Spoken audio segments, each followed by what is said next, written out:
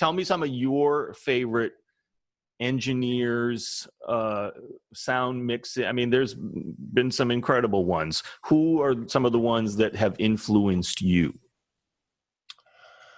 Oh, it's really, really crazy you ask that, because somebody that I work with now is one of those people.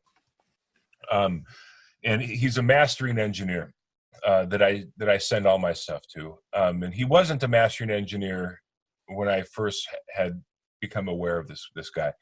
But I'd gone to school out in Los Angeles, and my teacher, who was a working professional. I know we'd spoken about the whole teacher professional thing, and this guy did it half and half. He'd leave our school, and then he'd go do sessions until 2 a.m, and then come do class at 10 a.m. He was one of those guys. He was great. And he's the director now of that school, I believe, Steve Miller, Los Angeles Recording School. But Steve turned us on. In one of our classes, he was like, "Hey, I want to demonstrate, how to, do this or this or that." And he played us this record that had just come out by a band called the Archangels. And the Archangels was a band that it was comprised of Double Trouble, Stevie Ray's rhythm section. This is after Stevie died. Okay. Along with Doyle Bramhall Jr. And Charlie Sexton. Wow. Right? A fantastic lineup.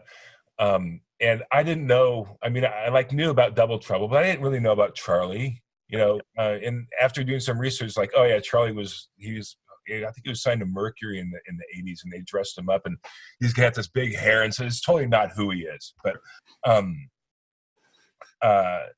my teacher, turned us all on in class one day to this record, and I fell in love with it. Sonically, production, the songs, everything about it was just so good. And the mixes were fantastic. And it was recorded and mixed by this guy named Dave McNair.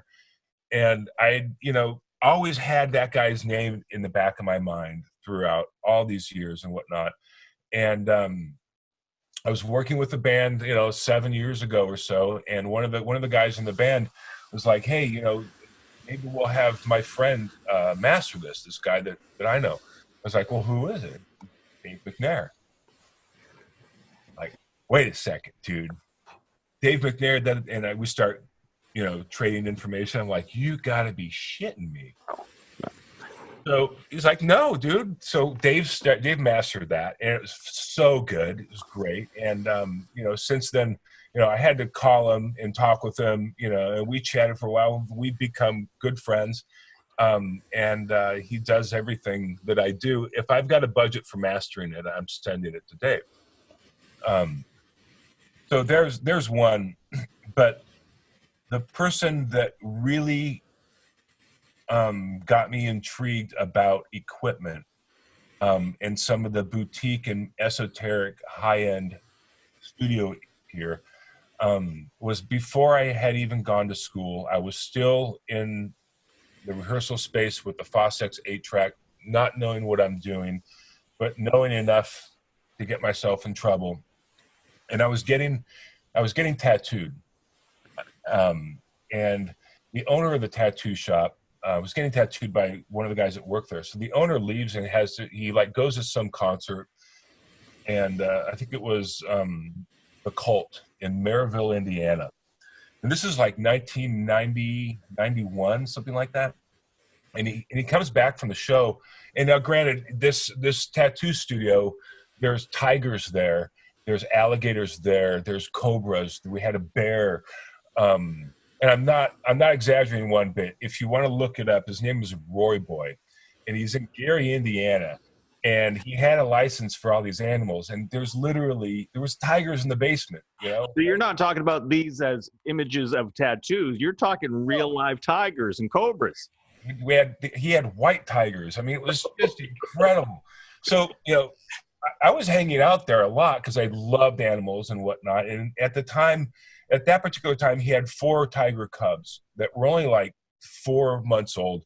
So we were bottle feeding them and whatnot. And so anyway, he comes back from this concert with this guy that I guess, is the singer of the opening band for the cult, you know, and this guy wants to get a tattoo. And this guy is like, he's this short dude with these long dreadlocks, and he's a really super nice guy. He's really sweaty though. He just done a show, right? And he wants to, you know, Roy wanted to take some pictures of him with the tigers and the snakes and the bear and stuff like that. So I was helping Roy with all the tigers and helping this guy, you know, like calming him down. Like, dude, don't worry about it. You know, I'm here. I got your back. I know how to deal with these things. I've been hanging out here for a while. If one of them gets rowdy, I just sock them in the nose and they're done. And so we take some pictures with them, and then we go back to the tattooing, and I'm getting tattooed, and this guy is getting tattooed by Roy right next to me, and he's getting this purple iris on his butt, right? So he's laying down on his stomach with his head toward me, and he's got his pants down, and we just start talking.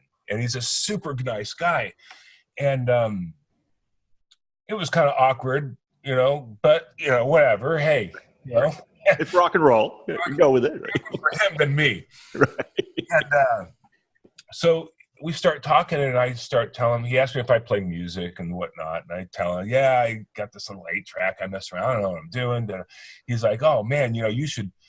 You know, you guys should get like an old Helios console or an old Telefunken microphones, or an old Neve this or that. And he's spouting these Neve, Helios, and Telefunken. These are the 3 key things that he was talking about, like recording gear wise. And you know, those names never left me for some reason. I had never heard those names before. And so tattooing's done. It's late. And this guy gets back on his tour bus and bails. He gives everybody a hug before he leaves, and that's the last we see of him. And I caught his name, and I went out, and he like told me, he's like, go out and buy my record tomorrow. It's in stores and stuff. Like, wow, cool. Got a record out, dude. That's pretty cool. I go out and buy his record. His name's Lenny Kravitz, right? Holy cow. Yeah. And this is his first record, Let Love Rule. Wow.